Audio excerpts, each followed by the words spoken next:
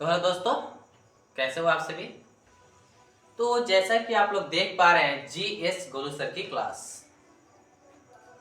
तो आज मैं इस क्लास में लेकर आया हूँ 10th क्लास अध्याय 15 प्रायिकता।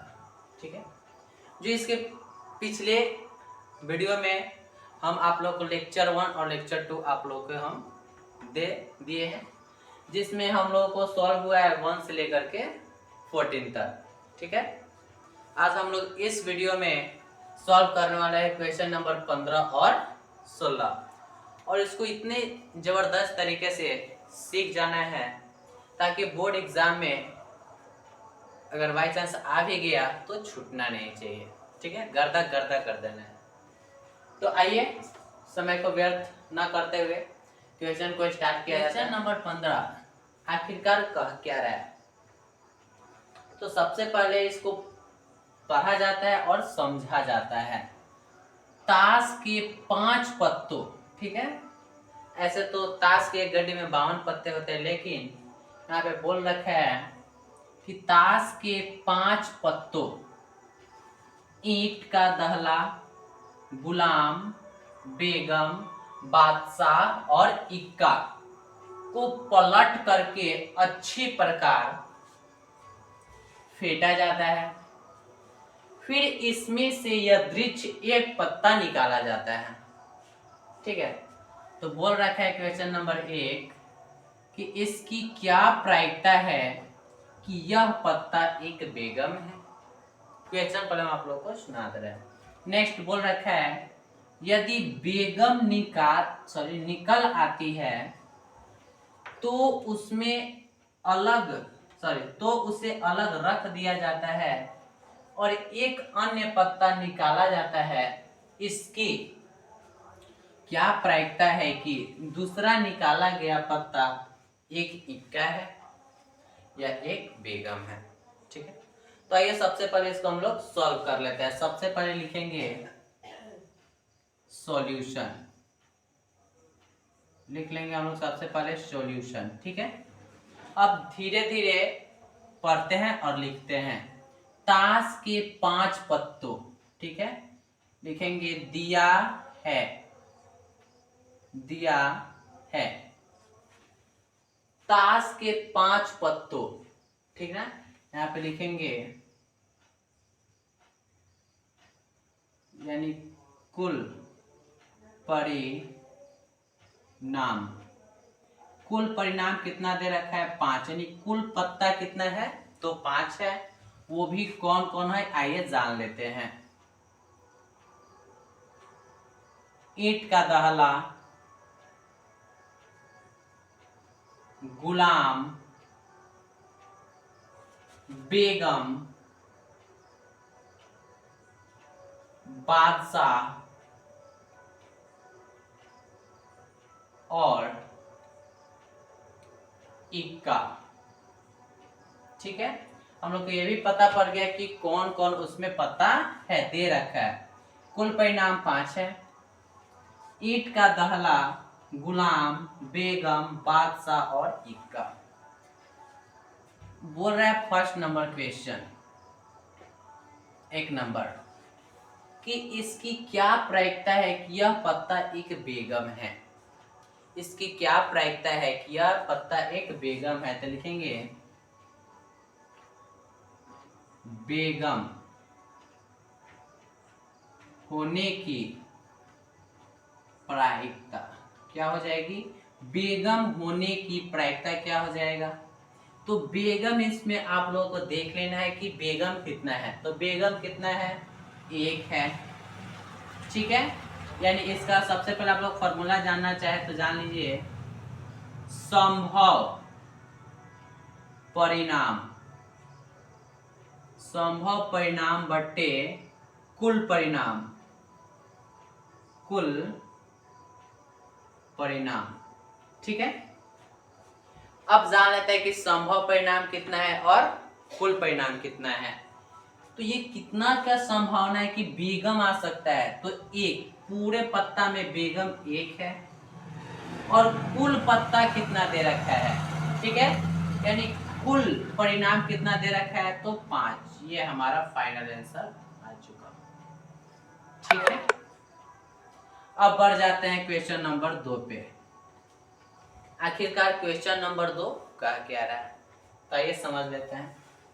यदि बेगम निकल आती है, ठीक है, यदि बेगम निकल आती है तो उसमें उसे अलग रख दिया जाता है और एक अन्य पत्ता निकाला जाता है। इसकी क्या प्रायिकता है कि दूसरा निकाला गया पत्ता एक इक्का है या एक बेगम है। तो आइए इसे भी समझ लेते हैं। क्या बोला जा रहा है कि एक बेगम निकल आती है, यानी लिख देंगे बेगम निकालने के बाद, बेगम निकालने के बाद कुल परिणाम कितना हो जाएगा, यानी उस पांचों गड्डी में से क्या करना है, एक बेगम को क्या करना है, निकाल देना है। तो कुल परिणाम कितना बच जाएगा, मतलब पहले से है 5, एक बेगम निकाल दिया जाएगा तो बच जाएगा 4। कितना बच जाएगा, 4। और ये नंबर हम लोग बहुत ही सरल तरीके से निकाल सकते हैं। हमारा बेगम निकलने के बाद कुल परिणाम आ गया 4। अब बोल रहे हैं कि एक इक्का है, एक इक्का है, तो लिखेंगे इक्का होने की प्रायिकता, इक्का होने की प्रायिकता क्या हो जाएगा, तो इक्का होने की प्रायिकता तो संभव परिणाम बट्टे कुल परिणाम।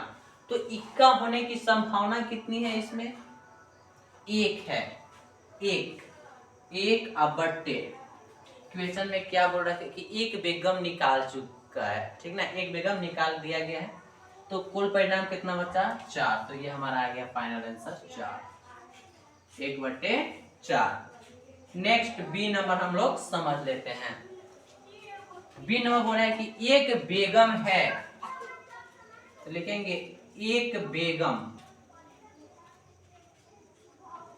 होने की, एक बेगम होने की, ठीक है। तो ऑलरेडी हम लोग को पता है कि उस क्या बोला जा रहा है कि पांचों पत्तों में से एक बेगम को निकाल दिया गया है, बेगम को निकाल दिया गया है, तो इसमें बेगम नहीं बचा, तो उसके लिए 0, यानी बेगम की संख्या नहीं है क्योंकि बेगम निकाल दिया गया है। तो बेगम नहीं है तो 0 और कुल परिणाम इसके लिए कितना है, तो 4, यानी जब इसे डिवाइड करेंगे तो आ जाएगा 0 आंसर। ठीक है, तो इसका आंसर आ गया 0। तो आई होप आप लोगों को ये 15 नंबर क्वेश्चन बहुत ही सरल तरीके से समझ में आया होगा। अब नेक्स्ट हम लोग बढ़ जाते हैं क्वेश्चन नंबर 16 पे। क्वेश्चन नंबर 16 आखिरकार कह क्या रहा है, इसे हम लोग सबसे पहले समझेंगे। बोल रखा है किसी कारण 12 खराब पेन 132 अच्छे पेन में मिल गए हैं। केवल देखकर यह नहीं बताया जा सकता है कि कोई पेन खराब है या अच्छा है। इस मिश्रण में से एक पेन या दृश्य यानी बिना देखे निकाला जाता है। निकाले गए पेन या दृश्य निकाला जाता है, ठीक है, और निकाले गए पेन की अच्छा होने की प्रायिकता ज्ञात कीजिए। ठीक है, क्या बोला है कि निकाले गए पेन की अच्छा होने की प्रायिकता ज्ञात कीजिए। तो ये तो बहुत सरल है, ठीक ना, ये सरल ही नहीं बहुत सरल क्वेश्चन है। आइए इसे भी हम लोग सॉल्व कर लेते हैं। सॉल्यूशन सबसे पहले देखें कि दे क्या रखा है, तो खराब पेन दिया है। क्या दे रखा है, तो खराब पेन। खराब पेन की संख्या कितना है, 12, ठीक है, खराब पेन। और अच्छे पेन,